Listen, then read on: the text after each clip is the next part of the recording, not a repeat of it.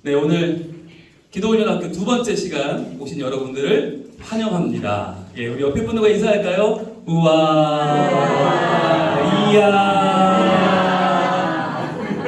하나님께서 우리에게 보시고 좋았더라 하실 줄로 믿습니다. 네, 여러분, 제가 하나 말씀을 드리면 우리 교환을 다 모으셔야 됩니다. 잘 모으셔서 여러분이 넘버링을 하시면 좋겠어요. 나눠드릴 때 저희들이 넘버링을 안 해드리는 이유는 여러분들이 스스로 하면서 이 다음 2과 3과 이렇게 모으시면 되는데 마지막에 저희가 이렇게 스프링 제본을 해드려요. 그러면 여러분이 한 학기 교재와 과제가 한꺼번에 책이 한 권 됩니다. 그럼 이 책으로 여러분들이 이번 기도훈련학교를 잘 간직하실 수 있고, 또 하나 지난주에 못 오신 분들 제가 숙제를 하셔야 됩니다 하는 이유는 뭐냐면 우리의 문집이 나와요. 우리 이게 과제를 모은 거거든요. 이 과제를 모아서 문집이 나오는데 이 문집이 정말 예술이에요. 시간 우리가 허투루 지나갈 수 없는 우리의 명작 기도문들이 쏟아집니다. 그래서 이걸 다 모읍니다. 여러분의 과제를 다 모아서 저희가 하나하나 여러분의 사진을 넣고 여러분의 이름을 넣어서 이렇게 기도 문집을 만들어 드립니다. 그러니까 여기에 빠지면 안 되겠죠? 네, 그래서 1강 못 오신 분도 1강 교재를 받으셔서 과제를 해서 제출해 주셔야만 여기 다 들어갈 수 있다는 거 말씀드리고, 이 책은 전 세계에서 하나밖에 없는 책입니다. 네, 전 세계에서 평신도가 말씀으로 묵상하여 기도문을 만들어서 모은 책은 전 세계 유일합니다. 네, 저희 성민교회밖에 없습니다. 그런데 이게 참 자랑스럽고 여러분들 기수마다 이 문집이 나오고 있어요. 저희가 4기 문집을 이제 만들게 될 텐데 여러분들 모두가 공동 저자입니다. 네, 그래서 제가 언젠가 이거 진짜 책으로 발행하고 싶을 마음이 있을 정도로 걸작 기도문들이 쏟아집니다. 그래서 여러분들 지난 첫 번째 기도 아마 지금 생각하면 그게 잘한 걸까 고민되잖아요. 너무 잘하셨어요. 이따 보시면 아마 깜짝 놀랄 거예요. 조별 발표할 때 와, 이렇게 할 수 있구나. 이 부분은 이렇게도 볼 수 있네.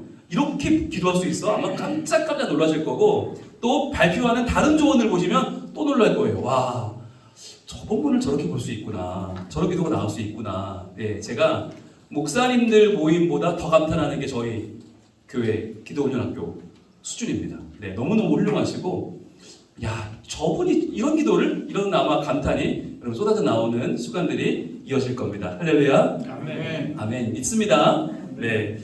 매번 저는 기대하는데요. 매번 실망시키지 않더라고요. 매 기수마다. 여러분들 표정을 보면 아마 누구보다 잘해낼 수 있을 것 같습니다. 자, 그렇다면 이제 오늘 2강 들어갈 텐데요. 2강 제목 읽어볼까요? 시작. 응답받는 진실한 금식으로 깊어지는 기도. 네. 이름 쓰시고 여러분의 이름에 예쁜 표시들, 네, 장식들 해주세요. 자, 오늘 두 과를 한꺼번에 합니다. 원래 제가 소개해드린 그 책자가 있잖아요.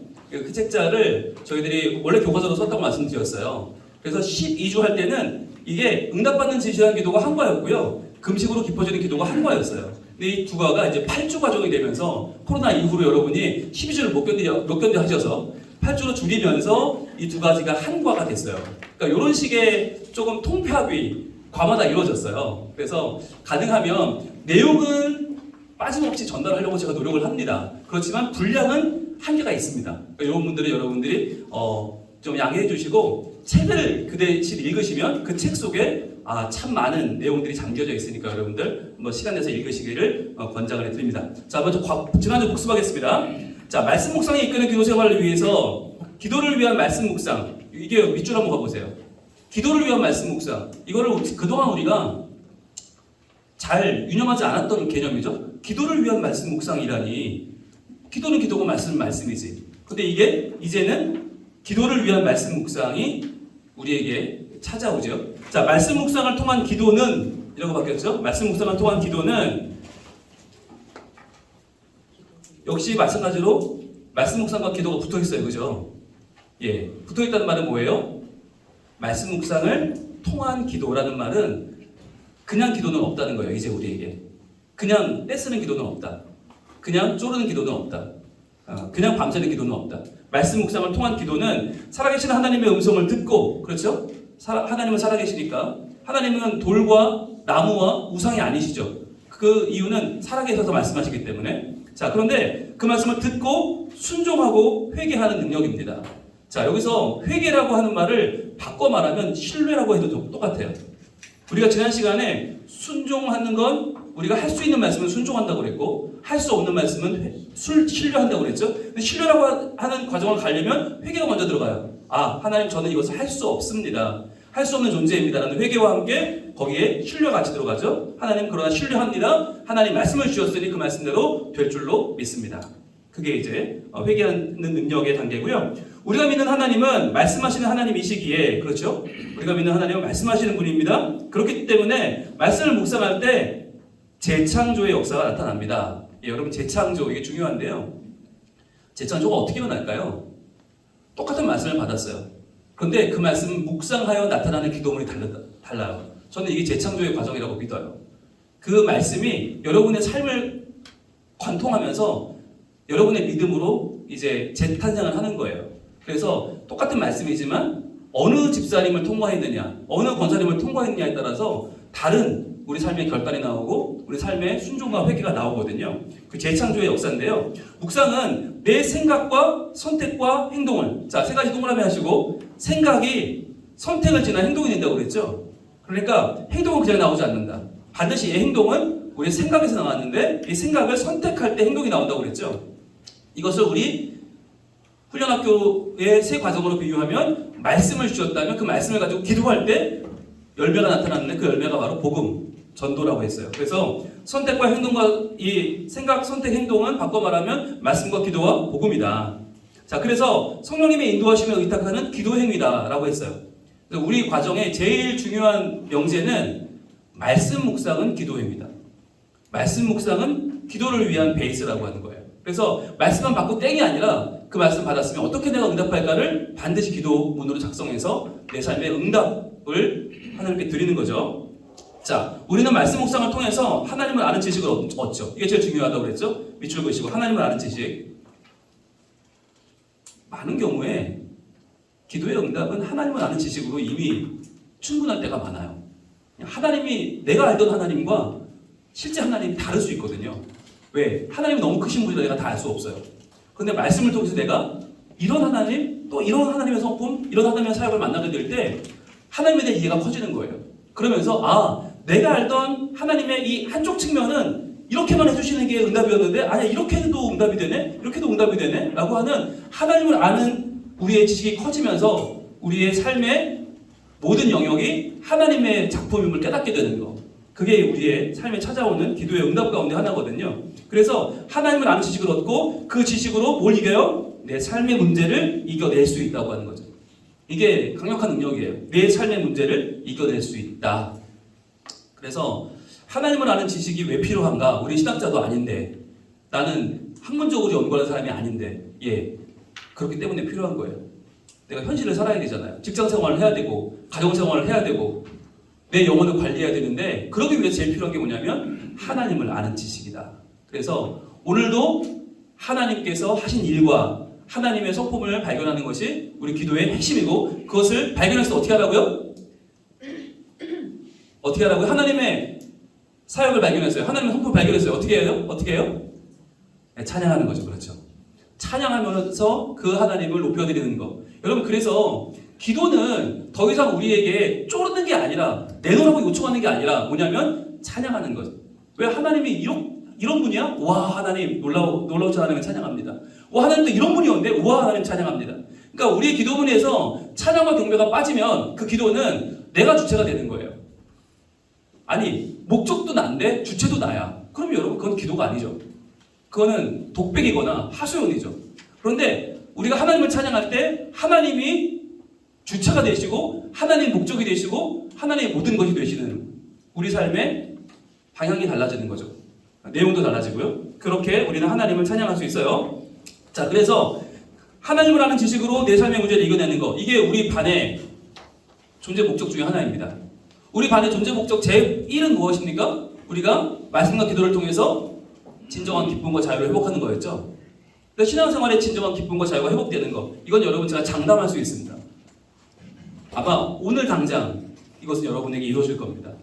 말씀으로 인하여 자유함을 얻고 말씀으로 인하여 기쁨을 얻는 게 어떤 것인지 여러분 조별모임을 한 번만 해보시면 이런 거구나 라고 깨닫게 되거든요.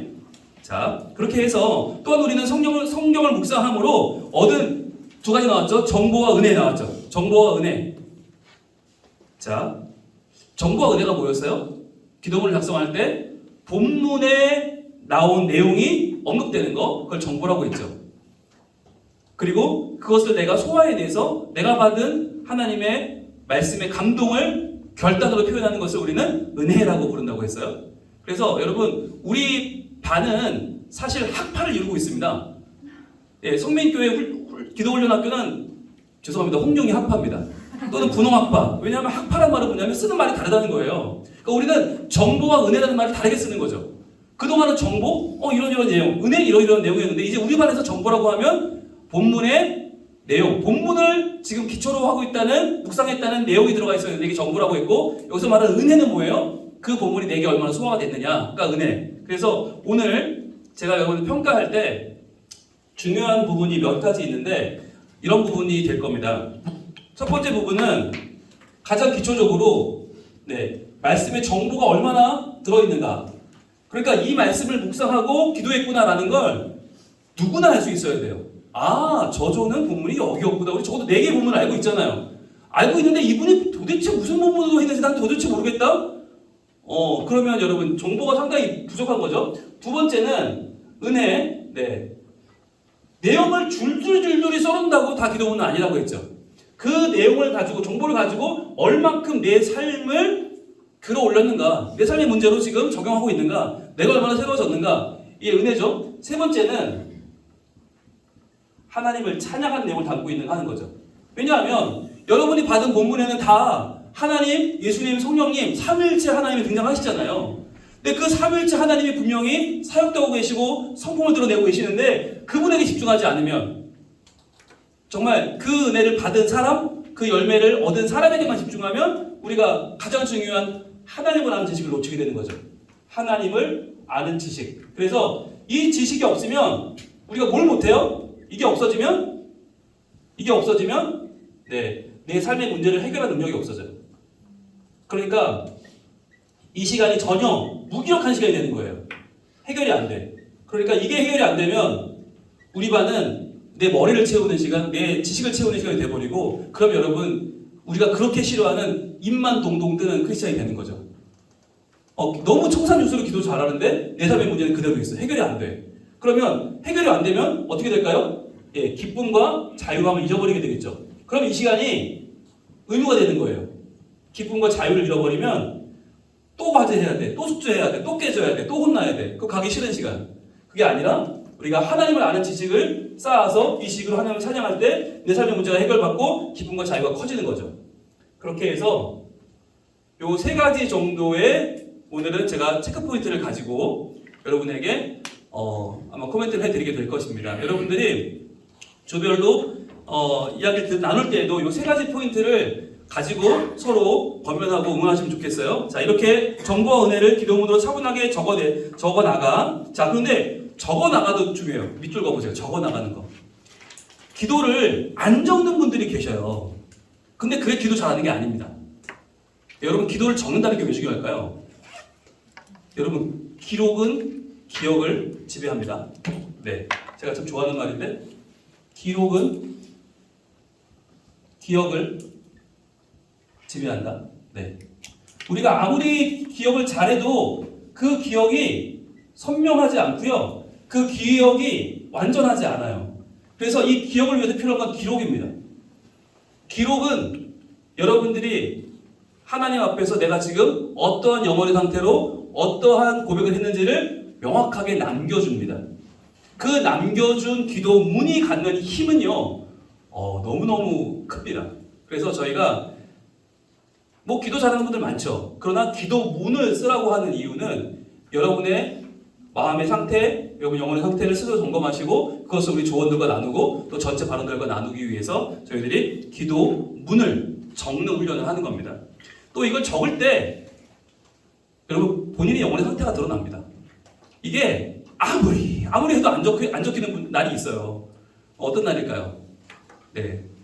너무 많은 삶의 문제로 지치고 힘든 날은 안 적힙니다. 그거 억지로 하시면 안 됩니다. 그런 때는 오히려 좀 걸으시면서 하나님과 대화하시는 게 좋아요. 하나님 저 기도하고 싶은데 기도문이 안 써져요. 어떻게 하면 좋아요? 예, 그 있는 그대로 말씀드리는 거예요. 그러면서 하나님 말씀하시는 하나님이신데 저에게 오늘 이 말씀으로 찾아와 주셔서 이 말씀이 그냥 과제가 아니라 이 말씀이 그냥 내가 받은 지문이 아니라 하나님이 나에게 말씀하시는 그 음성으로 들려지길 원합니다. 계속 하나님과 이야기 나누면서 걸어보시면 훨씬 좋아요. 게다가 제 경험인데 발로 걸으면 뇌가 반응을 하거든요. 이거 과학적인 이야기입니다. 발로 걸으면 뇌가 반응합니다. 그래서 여러분들이 발로 걸을 때 가만히 있을 때보다 오히려 더 생각이 더 잘 돌아가거든요. 그러니까 가만히 있으려고 그러면 시작을 못하는 분도 계세요. 어떤 분은 진짜 시작을 못해요. 여러분은 1단계 말씀 묵상 훈련학교에서 일단 서버도 훈련을 해보셨으니까 일단은 그건 되지만 너무 오랜만에 하시잖아요 지금. 너무 오랜만이다 보니까 아마 잘 안 써질 거예요. 그러면 발로 걸으면서 하나님과 차분하게 얘기를 나누시고 돌아와서 쓰시면 되고, 또 어떤 분들은 많이 써야 한다는 강박을 가진 분도 있어요. 네, 그럴 필요 없다. 다 달라요. 받아보면 어떤 분은 2장을 쓰는 분도 있고 어떤 분은 반장 쓰는 분도 있어요. 아무 상관없어요. 저희는 분량 가지고 뭐라고 하지 않아요. 그런데 기본적인 이제 내용이 어느 정도 들어가려면 기본적인 내용은 필요하죠. 왜냐하면 정보가 들어가야 되니까. 정보와 은혜가 들어가야 되면 기본적인 내용은 필요하지만, 기본적인 내용이라고 하면 제가 볼 때는 본문 정도의 길이인 것 같아요. 본문 정도의 길이는 보통 필요하다. 그러나 거기서 어느 정도의 편차를 가지고 적어지거나 많아지는 건 괜찮고 아주 많아도 괜찮다. 왜냐하면 내가 지금 할 말이 많아. 그럼 여러분 그거 다 표현하시면 돼요. 네, 짧거나 길어서 문제될 건 없고 너무 짧으면 무슨 얘기인지 모르고 지나가면 좀 아쉽죠. 그러니까 여러분 충분한 내용을 적으시면 되겠습니다. 자, 그렇게 해서 적어 나가면 성경 말씀에 생동감과 생명력을 그대로 지닌 기도를 드릴 수 있습니다. 네, 지난주 여러분이 이거 생동감 생명력 1단계 때 안 배웠어요 라고 하셨는데 제가 보니까 12주 과정 때 했더라고요. 네, 12주 과정 때 제가 죄송합니다. 네, 정정합니다. 그래서 우리 홍현철 집사님 같이 12주 과정을 다 들으신 분은 이 내용을 들으셨고 8주만 하신 분들은 조금 낯선 이야기였을 텐데, 네, 그래도 여러분 중요한 내용이니까 이렇게 또 더 기억하시고, 왜냐하면 말씀이 깨어나는 순간이 필요해요. 말씀이 깨어나는 순간 그게 이제 생동감이고, 그 말씀이 계속 지속되는 능력, 생명력, 이게 굉장히 두 가지 다 중요하거든요. 그래서 여러분이 말씀을 이렇게 나누다 보면, 발표를 하다 보면 내 영혼이 그 말씀을 새롭게 바라보는 눈이 열립니다. 어떤 때는 저도 깜짝깜짝 놀래요. 야, 저 말씀 저렇게 봤어? 제가 평생 설교하고 평생 말씀 묵상했지만 저도 새로운 관점들이 나와요. 그러면은 무릎을 치면서 저는 너무너무 그 시간 은혜를 받거든요. 그게 저의 영혼이 사실 살아가는 생동감이 있는 습관이고, 또 그 말씀을 제가 계속 붙잡고 갈 때 그 말씀이 계속 저를 살려내는 힘이, 생명력이 또 생기거든요. 여러분들 그런 경험을 해 주시기를 부탁을 드립니다. 자, 오늘 과제를 보시면 이제 1번 말씀 묵상을 통해서 기도하기를 처음 시도한 지난 한 주간 무엇을 느끼셨습니까? 이 시간에는 여러분이 하면서 어려웠던 얘기, 힘들었던 얘기, 막막했던 얘기 그냥 하시면 돼요. 네, 그냥 하시면 돼요. 그런데 두 번째는 뭐냐면, 말씀 묵상이 이끄는 기도 생활을 위해서 내가 보완하거나 결단해야 될 바는 무엇일까요? 이 부분은 제가 참 친절한 강사죠. 맨 아래 보시면 제가 예시를 드렸어요. 무려 10가지 예시를 드렸습니다. 이 중에서 고르시면 돼요. 몇 번인지. 자, 1번 성경 말씀을 이해하는 것이 아직 서툴다. 2번 성경을 그냥 읽는 것과 큐티하는 것의 차이를 아직 모르겠다.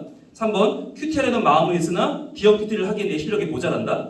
4번 내 단계 큐티가 아직 익숙하지 않다. 5번 큐티하고 기도하는 것이 시간적으로 부담이 된다. 6번 성경은 설교를 듣는 것만으로 충분하지 않은가 생각한다. 7번 큐티는 하겠는데 기도문을 쓰려니 또 어렵다. 8번 기도문을 쓰긴 했는데 성경 본문과 별로 차이가 없다. 9번 배운 대로 했는데 나온 결과물이 내 기도가 아닌 것 같다. 10번 내가 잘하고 있는 건지 잘 모르겠다.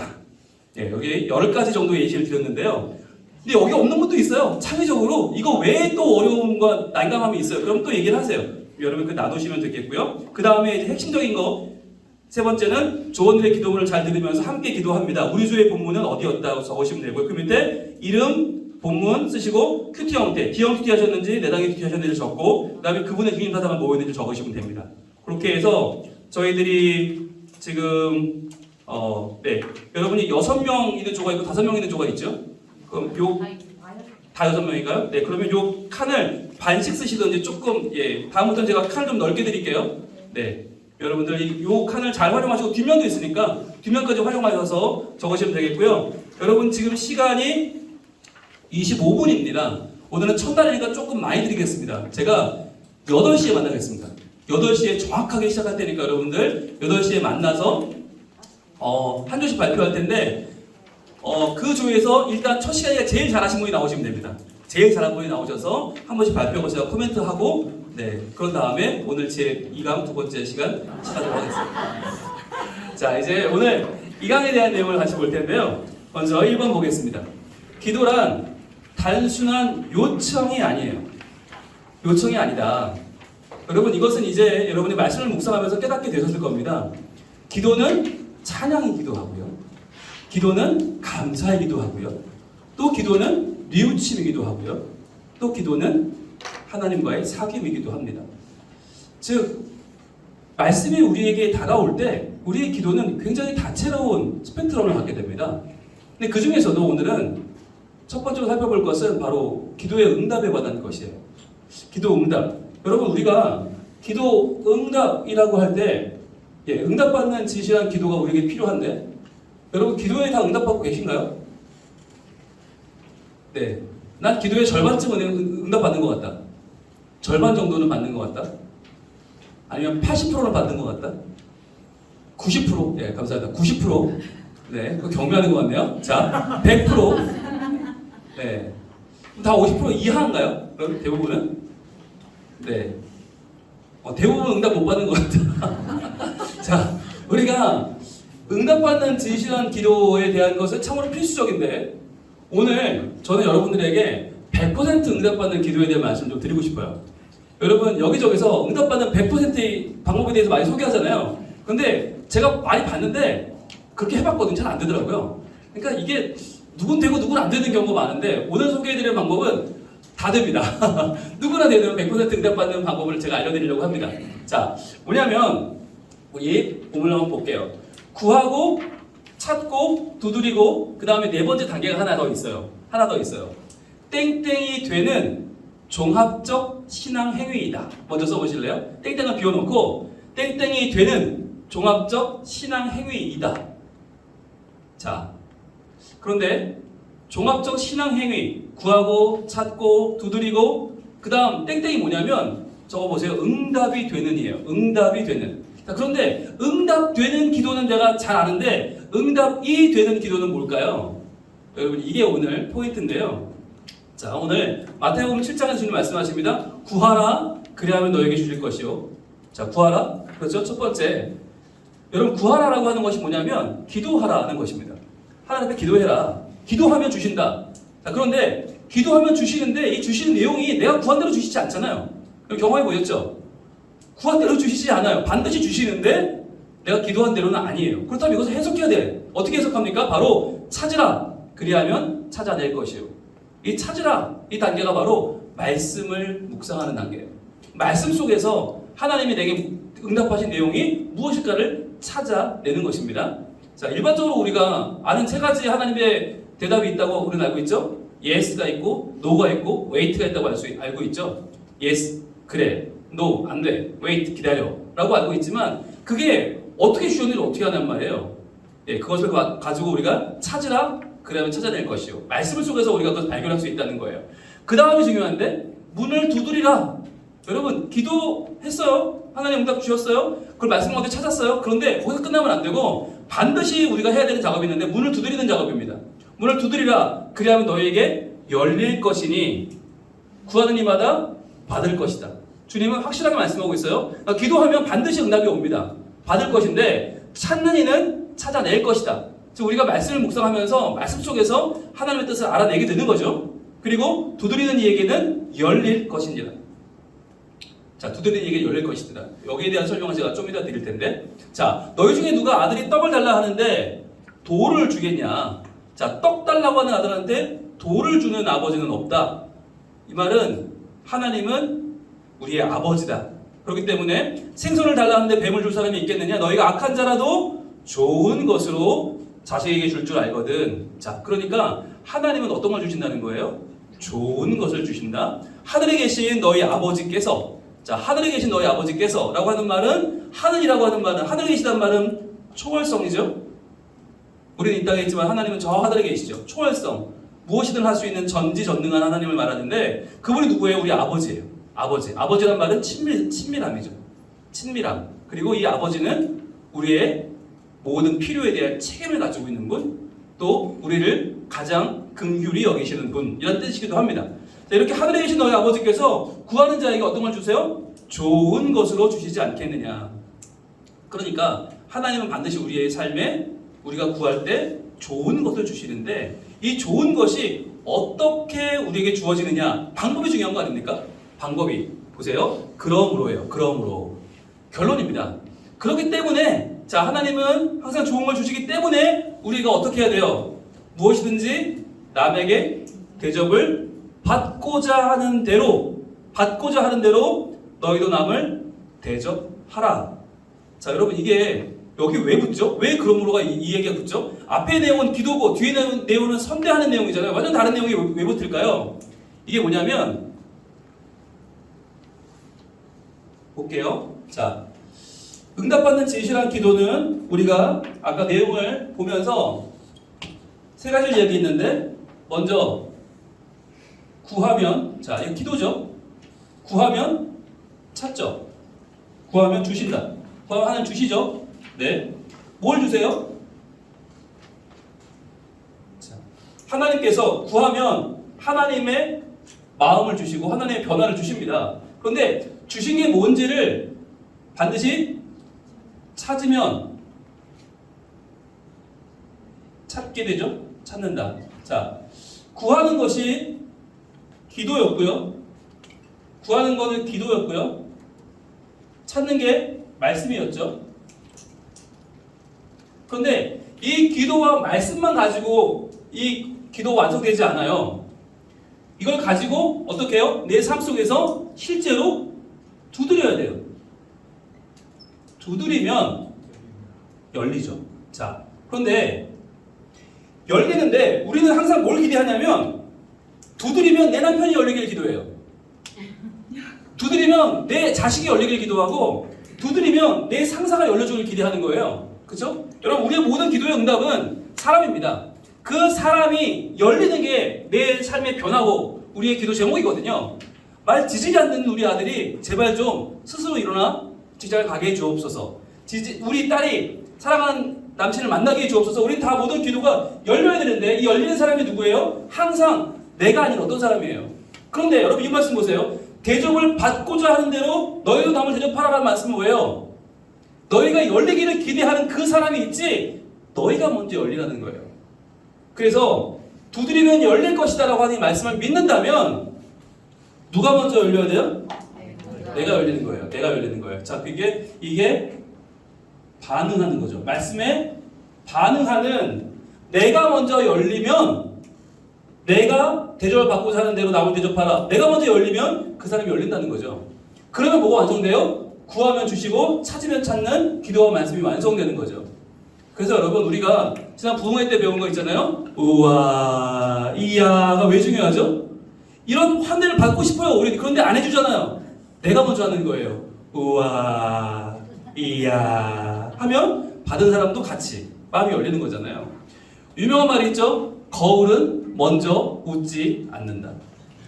예, 거울 앞에서 내가 먼저 웃어야지 거울이 따라 웃어주는 거예요. 나는 찌그리면서 거울아 웃어줘. 아무도 웃지 않아요. 마치 그것처럼 기도의 응답이 100% 되는 기도는 어떤 기도냐? 내가 먼저 열리는 기도예요. 내가 먼저 열리면 반드시 그 기도는 응답이 되겠죠. 하나님 우리 교회가 사랑이 많은 교회가 되게 하여 주시옵소서. 기도했어요. 응답받는 비결은 뭐예요? 그렇죠. 내가 먼저 열리면 되는 거예요. 내가 먼저. 왜 우리 장로님들은 사랑이 없어? 왜 우리 목사님 저렇게 딱딱해? 왜 집사님, 권사님 이러면 여러분 해결이 안 돼요? 그런데 대접을 받고자 하는 대로 내가 먼저 대답하면, 내가 먼저 사랑을 실천하면, 내가 먼저 웃고, 내가 먼저 인사하고, 내가 먼저 대접하면 어떻게 돼요? 그때부터 교회는 사랑이 많은 교회가 되는 거예요. 여러분 이 방법은요, 제가 장담하는데 100% 응답이 있습니다. 네, 하나님 우리 가정이 운동하면서 살을 빼는 가정이 되게 해주옵소서. 올 한해는 운동하게 하옵소서. 자, 누구부터 해야 됩니까? 네, 나부터 해야 되는 거죠. 네, 그러면서 이제 자연스럽게 그 영향력을 흘려보내야 되는 거죠. 여러분 저는 저희 교회 많은 분들이 기도하는 내용들이 우리 기도훈련학교에서부터 응답이 일어나기를 소원합니다. 우리가 먼저 하는 거예요. 여러분 제일 단순한 거, 네, 먼저 웃는 거, 인사하는 거, 대접하는 거. 여러분 이게 얼마나 단순해요? 근데 이 세 가지가 단순한데 이게 모든 문화를 바꿔요. 자, 인사하시고 웃으시고 대접하시고.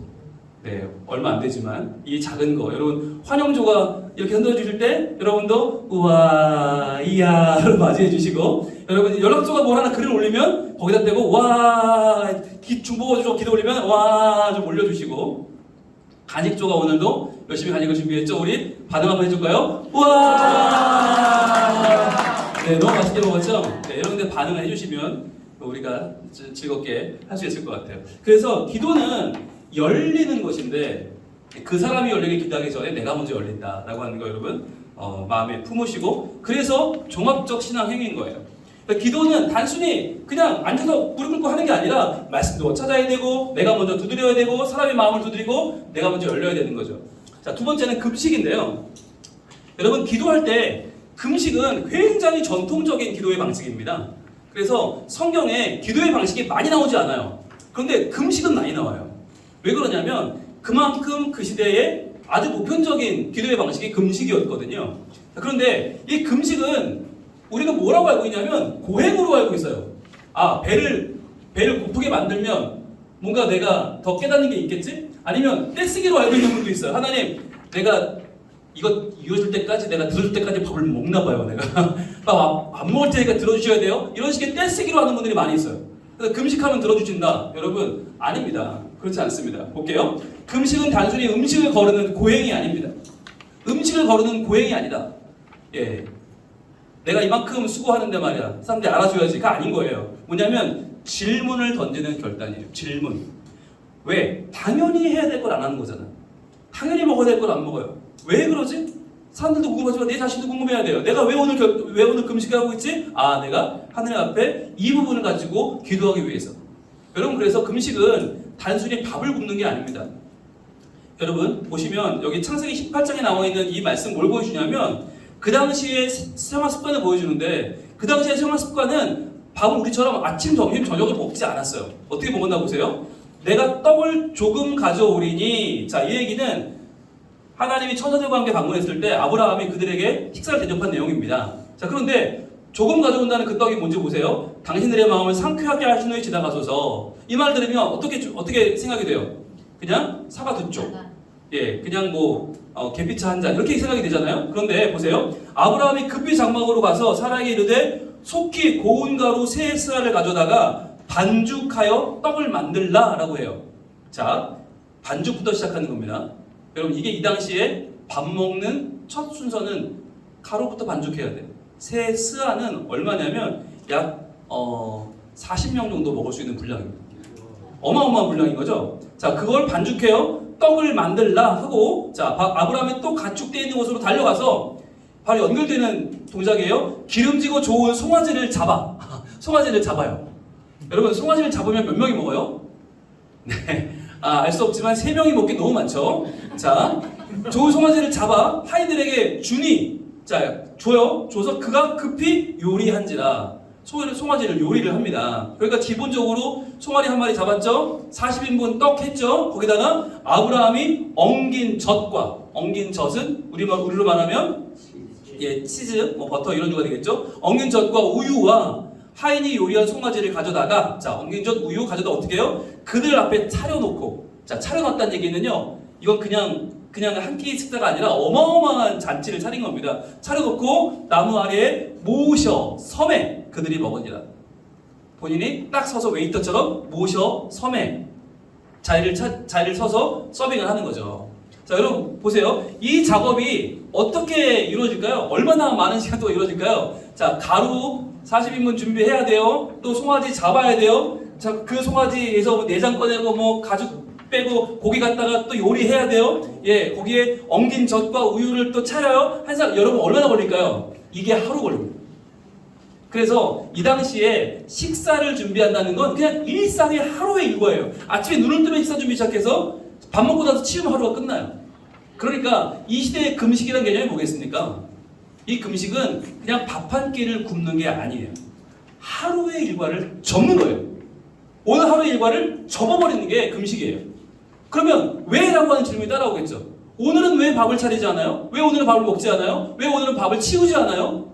그 하루 동안 내가 하나님께 집중하기 위해서. 그게 금식이에요.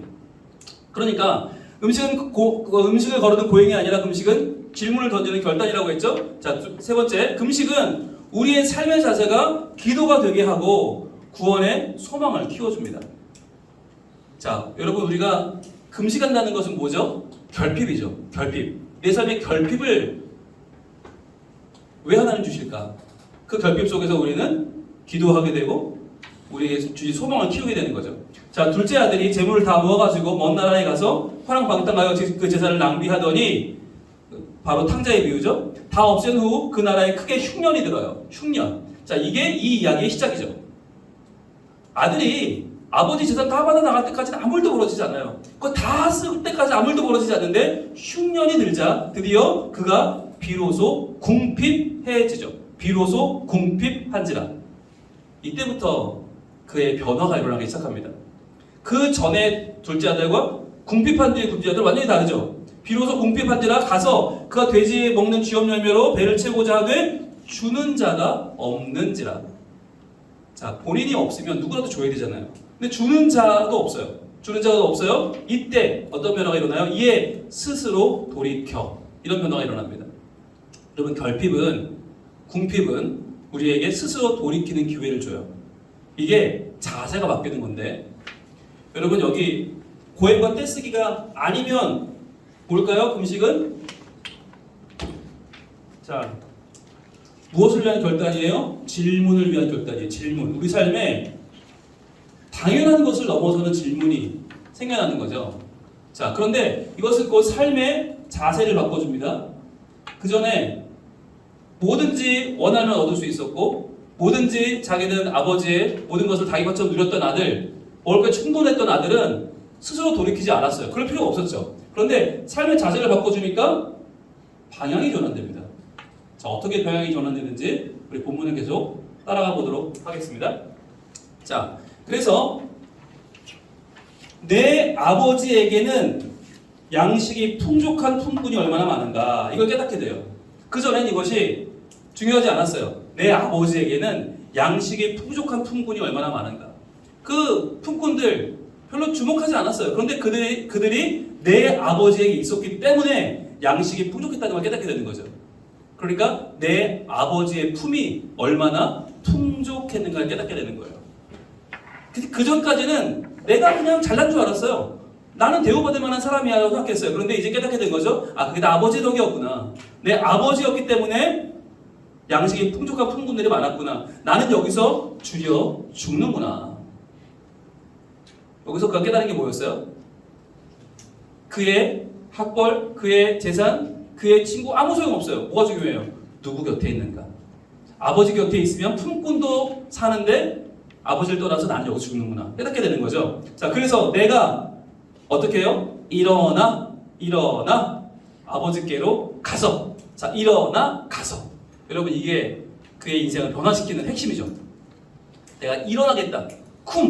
이 쿰은 단순히 자세를 말하는 게 아니라 내 삶의 의지와 결단을 보여주는 거죠. 그래서 내가 일어나 아버지께 가서 이르기를, 아버지, 내가 하늘과 아버지께 죄를 지었사오니.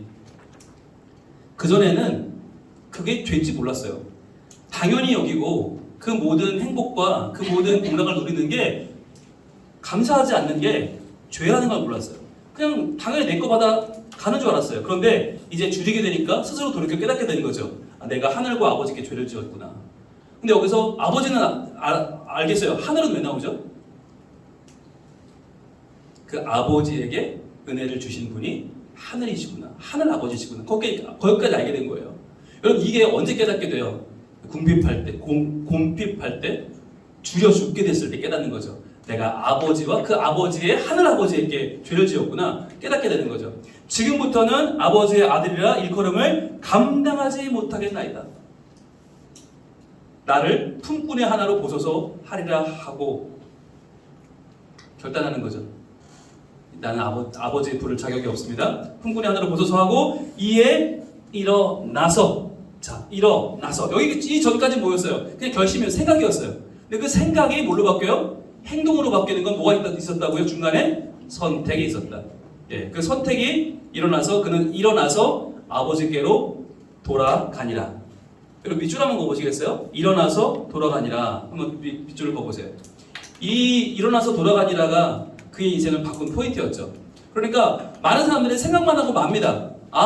아버지께 갔으면 얼마나 좋았을까? 갔으면 참 좋았을 텐데로 끝나요. 그런데 이 사람은 일어나서 아버지께로 돌아가니라.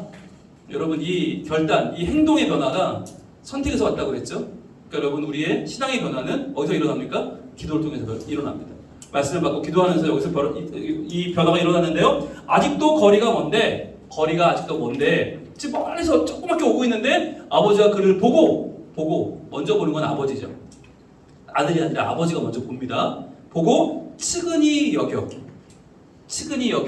그 다음에 어떻게 하는지 보세요. 이 아들은 어떻게 했어요? 일어나서 돌아왔죠.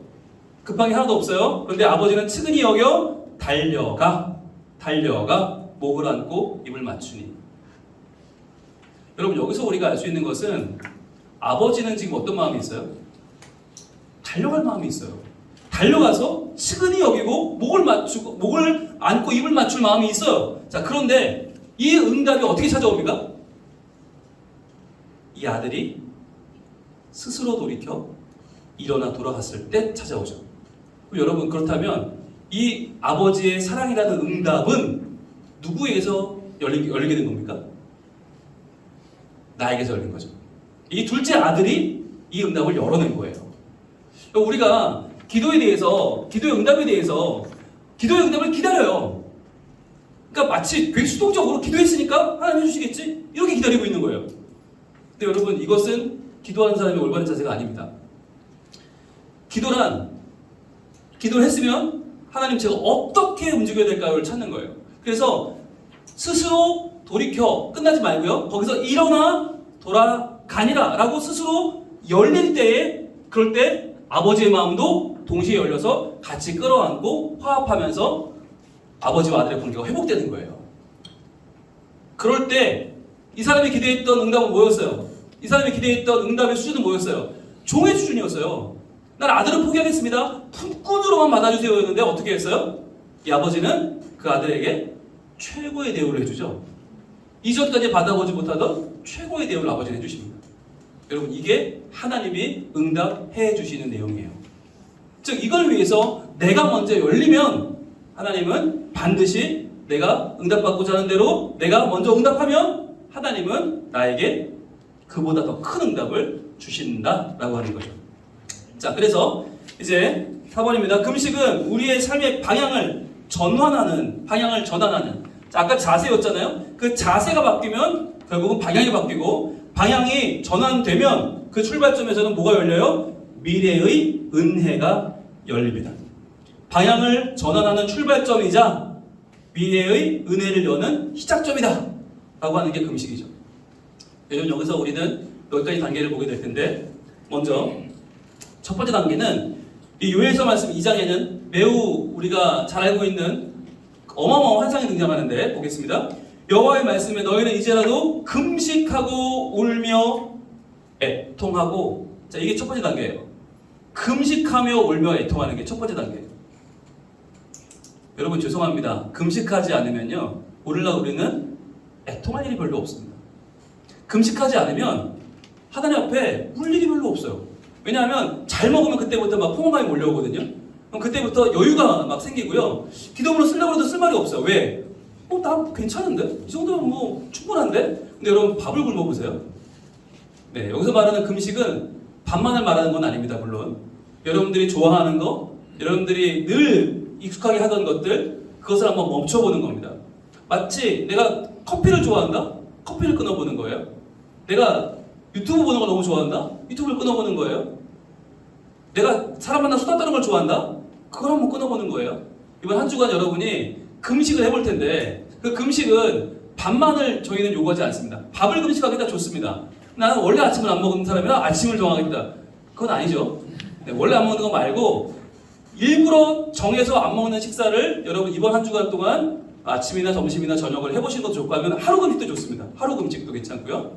아니면 나는 음식은 크게 나에게는 이런 절제 효과가 없습니다. 그러면 여러분 유튜브 금식 좋고요. 여러분이 좋아하는 그 어떤 것도 좋습니다. TV도 좋고요. 아니면 여러분 자기만의 절제의 방식을 정해보세요. 자, 그럼 거기서부터 출발합니다. 금식하며 울며 애통하는 게 1단계라고 그랬어요. 2단계는 뭐냐? 마음을 다하여 내게로 돌아오라. 이게 두 번째 더 중요한 거죠. 왜 금식합니까? 마음을 다하여 하나님께로 돌아가기 위해서죠. 이게 2단계입니다. 2단계라고 쓰세요. 1단계는 금식하고 울며 애통하는 거였고, 두 번째는 마음을 다하여 내게로 돌아오라. 이게 2단계죠. 여러분 모든 금식에는 이유가 있어야 됩니다. 질문이 있어야 한다고 그랬죠? 왜 굶지? 내 마음을 다하여 하나님께로 나아가기 위해서. 그러면 그 방법을 찾아야 되겠죠? 자, 뭐라고 하시냐? 3단계. 너희는 옷을 찢지 말고 마음을 찢고. 자, 옷 말고 마음 찢어라. 이거 무슨 얘기예요? 겉으로 보이는 거 말고 너희 진짜 속 사람을 찢으라는 얘기죠. 너희 하나님 여호와께로 돌아올지어다. 이게 3단계입니다. 옷 말고 너의 마음, 진짜 너의 속 사람, 네가 정말 생각하는 속내를 한번 드러나 보이지 않을래? 그거를 찢고 너희 하나님 여호와께로 돌아올지어다. 그는 은혜로우시며 자비로우시며 노하기를 더디하시며 은혜가 크시사. 네 번째입니다. 뜻을 돌이켜 재앙을 내리지 아니하시나니. 이게 4단계입니다. 4단계 뜻을 돌이키신다. 원래는 무슨 뜻이 있었을까요? 우리의 연약함, 우리의 부족함, 하나님이 벌하실 뜻이 있었겠죠. 근데 그 재앙을 내리지 아니하신다. 이게 4단계. 주께서 혹시 마음과 뜻을 돌이키시고, 자, 마음과 뜻을 돌이키시고 어떤 일이 벌어지죠? 5번째 단계입니다. 그 뒤에 복을 내리사. 이게 5단계예요. 우리가 마음을 찢고 하나님께 돌아가면 하나님은 뜻을 돌이키시고 재앙을 내리지 않을 뿐만 아니라 그 뒤에 복을 내려주시죠. 이게 5단계죠.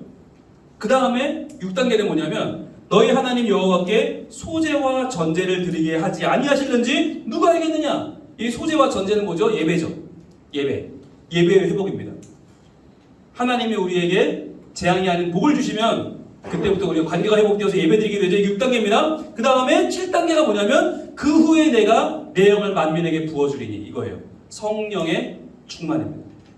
성령의 충만이 우리에게 7단계에 일어나게 되고요. 그럼 8단계는 뭐예요? 너희 자녀들이 장래의 일을 말하는 것입니다. 너희 자녀들이 장래의 일을 이야기하면서 미래의 비전과 꿈을 이야기하는 거죠. 그 다음에 8단계는 너희 늙은이는 꿈을 꾸며 9단계는 너희 젊은이는 이상을 볼 것이다. 이것이 성경이 말하는 우리의 세대의 변화고 우리의 전폭적인 변화인데요. 이 변화에 이 9가지 모든 변화의 시작이 뭐였어요? 금식하고 울며 애통하는 게 시작이란 말이죠. 여러분 이게 우리가 하나님과의 관계가 회복되는 과정을 보여주는 거예요. 물론 우리가 하나님께로 돌아가는 거 필요합니다. 돌아가면 어떻게 하나님은 우리를 향한 재앙을 거두시고 우리를 향해서 복을 내려주시기도 하고 우리에게 예배를 회복시켜 주시기도 합니다. 그 다음에 우리에게 성령을 부어주십니다. 그래서 우리는 젊은이들이 장래의 일을 보기도 하고 늙은이들이 꿈을 꾸기도 하고 변화가 일어나죠. 그런데 이 모든 시작이 어디냔 말이에요. 여러분 밋밋한 삶 가운데에서는 변화가 일어나지 않아요. 그런데 우리가 뭔가를 작정하고 뭔가를 멈추기 시작할 때 뭔가를 절제하고 그러면서 그 질문을 가지고 하나님께로 나아가면서 울고 애통할 때 그때부터 변화가 일어납니다. 그럼 여기서 한 가지만 우리가 정리를 하고 가면 애통이 뭔가요? 애통이 뭔가요? 애통하는 자는 복이 있나니 여러분 많이 공부하셨잖아요. 애통이 뭐죠? 애통이란 나를 바라보는데요. 내 눈으로 보지 않는 겁니다. 나를 내 시선으로 보면 이렇게 좋은 사람이 없습니다. 나를 내 눈으로 보면 이만큼 훌륭한 사람이 없어요. 그런데 나를 보는데 누구의 시선으로 보느냐? 하나님의 시선으로 보는 것입니다. 하나님의 시선으로 나를 바라보는 것, 이게 애통이에요. 여러분 하나님의 시선으로 나를 바라보면 어떨까요? 나의 무기력함도 드러나게 되고요. 내가 이만하면 괜찮아라고 포장하고 살던 나의 모든 나약함과 사악함과 나의 모든 이기심이 다 드러나게 됩니다. 그래서 애통이란 하나님의 시선으로 나를 바라보는 것. 그 다음 단계가 있어요. 그래서 하나님의 긍휼만을 구하는 것이에요. 이게 애통이에요. 하나님의 시선으로 나를 볼 때에만 나를 제대로 볼 수 있고, 그래서 그 적나라하게 드러난 나의 모습을 가지고 하나님의 긍휼만을 구하면서 하나님 저 좀 도와주세요 라고 하는 간절한 소원, 이게 애통입니다. 그래서 여러분, 금식을 왜 하는가? 금식을 할 때는 질문을 하기 위한 결단이라고 했잖아요. 이 질문이 뭐예요? 나는 왜 이런 모습으로 살고 있는가? 하나님의 눈으로 나를 보는 애통. 그래서 하나님의 긍휼만을 구하는 애통, 이 애통이 내 삶에 회복되는 것이 바로 금식이에요. 그래서 이번 한 주간 동안 여러분 실제 음식을 금식하기도 좋고 미디어 금식을 하기도 좋고, 여러분들 금식의 주제를 하나 정하셔서 그 정하신 주제를 가지고 여러분이 이번 한 주간 해보시는데, 얼마나 할지도 여러분 스스로 정하세요. 일주일 내내 하기는 아마 길 겁니다. 그러면 보통 유튜브 한복이 하루만 안 하면 병납니다, 여러분. 제가 볼 때 여러분들 중독자가 많으십니다. 네, 중독 구별하는 방법 아시죠? 네, 유튜브 중독이란 말을 들을 때 내가 중독인가? 알아보고 싶으면 중독자입니다. 네, 이거 확인하고 싶으면 중독자입니다. 나는 스마트폰을 너무 많이 하는지 않는지 나는 알아보고 싶다. 네, 기준인데 알려드릴까요? 네, 그럼 중독자입니다. 네. 중독이 아닌 분들은 목사님 저는 아예 아니에요 라고 이렇게 나오거든요. 근데 그 기준 한번 줘보시면 제가 한번 체크해 볼게요. 이런 100% 중독자입니다. 이런 분들은 하루 넘어가면 병나요. 그러니까 하루만 딱 하세요. 하루만. 네. 그런데 나는 좀 할 수 있다. 이틀. 그러니까 여러분이 애통으로 가기 위한 이게 길이기 때문에 나는 하루만 애통으로 갈 수 있다. 나 정도면 충분한 중독자다. 그럼 하루. 나는 거기까지는 아니야. 그럼 한 이틀 정도 하면 애통할 것 같아. 이틀. 아니면 3일. 아니면 아침 금식 일주일. 점심 금식은 한 이틀 내지 3일. 일을 해야 되니까요. 저녁 금식은 환영합니다. 여러분 다이어트 효과도 있습니다. 네. 물론 몸무게를 위한 게 아니라 여러분 애통을 위한 것이 되어야겠죠. 이번 주 그렇게 여러분들 하셔서 만나는데, 자, 이 과정을 가지고 이제 이번 주는 아까 우리 김용원 집사님 말씀처럼 갈수록 조금씩 더 요구하는 게 많아집니다. 네. 자, 이번 주는 지난주에 우리가 요구했던 정보와 은혜, 하나님을 찬양하고 있는가, 또 큐티 제대로 했는가, 주님 사상이 살아있는가, 플러스 거기에 내가 응답받는 자로, 이 기도의 응답자로 지금 시작하고 있는가, 내가 열리고 있는가, 이게 지금 굉장히 중요한 포인트가 될 거고요. 또 하나는 충분히 애통했는가, 이게 또 들어갑니다. 충분히 내가 내 자신을 바라보며 애통하고 이 금식의 과정을 거쳐서 이 기도에 들어갔는가가 이제 중요한 포인트가 되겠죠. 4가지 본문을 준비했습니다. 역시 지난 말씀 목사 훈련학교 때 다 다뤘던 본문입니다. 다 다뤘던 본문 4가지가 있는데, 첫 번째 시가서로 기도하기는 시편 139편입니다. 하나님이 나를 아신다라고 하는 본문이고요. 그 다음에 두 번째 시가서로 기도하기 두 번째는 욥기 23장인데요. 바로 나의 가는 길을 그가 아시나니고요. 세 번째 금식으로 기뻐지는 기도는 오늘 탕자의 비유입니다. 네 번째 금식으로 기뻐지는 기도 2는 바로 요엘서 말씀입니다. 이 중에서 하나씩 골라주시면 되는데요. 자, 지난주에 고르셨던 마지막 골랐을 연락조부터 한번 골라볼까요? 연락조. 조장님 외쳐주시죠. 몇 번 하시겠습니까? 몇 번 할까요?